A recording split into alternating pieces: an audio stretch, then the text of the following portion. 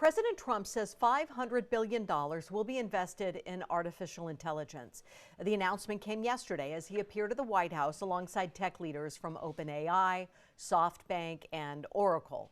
Now, President Trump says the three tech firms will create a new AI infrastructure company called Stargate. Now, the chairman of Oracle says the first data project is already under construction in Texas.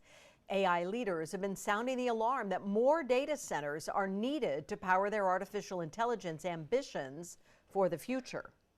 Beginning immediately, Stargate will be building the physical and virtual infrastructure to power the next generation of advancements in AI, and this will include the construction of colossal data centers, very massive structures.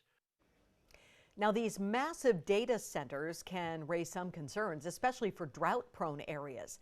You see, the data centers use a lot of resources to maintain performance, and one of those resources is water.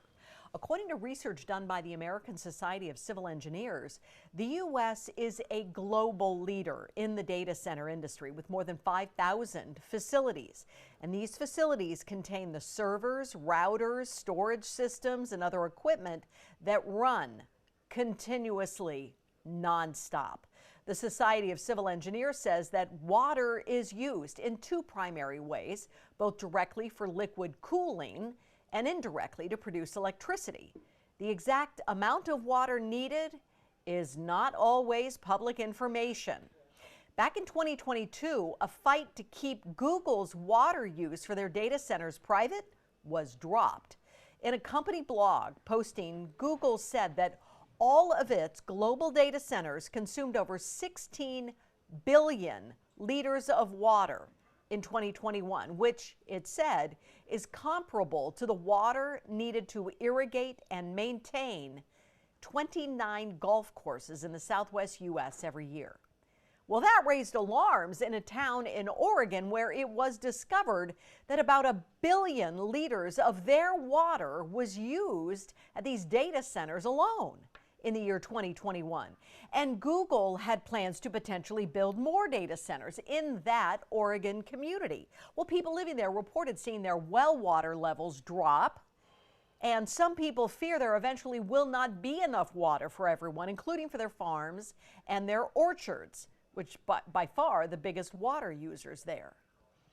A study published in the journal Environmental Research Letter noted that the data center industry directly or indirectly draws water from 90% of U.S. watersheds, and that an estimated 20% is drawn from moderately to highly stressed watersheds in the western U.S. A watershed's an area of land that channels rain, snow, and runoff into a common body of water, like what you're looking at here. Well, a survey conducted by the Uptime Institute, that's an advisory organization that certifies digital infrastructure performance standards for these data centers around the world, found that only 51% of data center operators track their water usage, and they only track it at individual sites. Only 10% tracked water use across all of their facilities. And listen to this. More than 60% of these data centers say there is no business justification to collect that information about their water use. More artificial intelligence also means more electricity. Research done by Goldman Sachs says power demand's expected to grow by 160% by the year 2030. Experts say that could lead to more severe brownouts as more stress is put on the power grid. And more demand means higher prices, specifically for those who live near the data centers. And there's also concern over how much land the data centers need.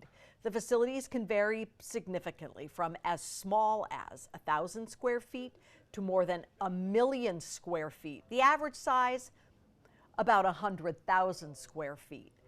So there's a lot to consider as we expect these artificial intelligence data centers to be built around our country. There's been some heated back and forth between President Trump and our governor over water here in California. One of President Trump's executive orders is to reroute more water from across our state to help farmers here in the Central Valley. But experts say the president does not appear to grasp the complexity of our state water system. What's that? That's the Delta smelt. There's a lot of controversy around that little fish, listed by the state as endangered. Look at how small it is. President Trump's executive order likely to face legal action. Hanford Congressman David Valadao, who you see here, strongly supports the president's executive order. In a statement, he told Fox 26 News, "It is unacceptable that flawed interpretations of environmental protection laws have placed the needs of fish above humans." And then he went on to say that this order is the first step to reversing what he calls the misguided policies of unelected federal bureaucrats. In the meantime, Congressman Valadao and Democrat Congressman Jim Costa and Adam Gray are introducing two bipartisan bills that would provide funding for groundwater recharge projects.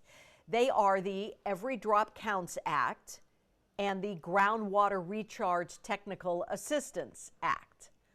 In a statement, Congressman Costa said, "These bipartisan bills build on the success of the bipartisan infrastructure law by leveraging federal resources for groundwater recharge projects that provide long-term solutions to safeguard the San Joaquin Valley from the impacts of extreme drought."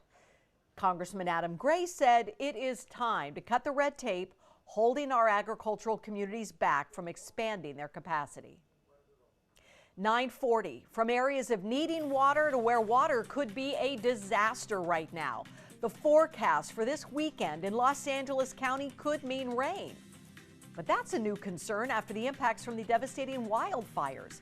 Why cleanup and the concerns of mudslide are top of mind right now.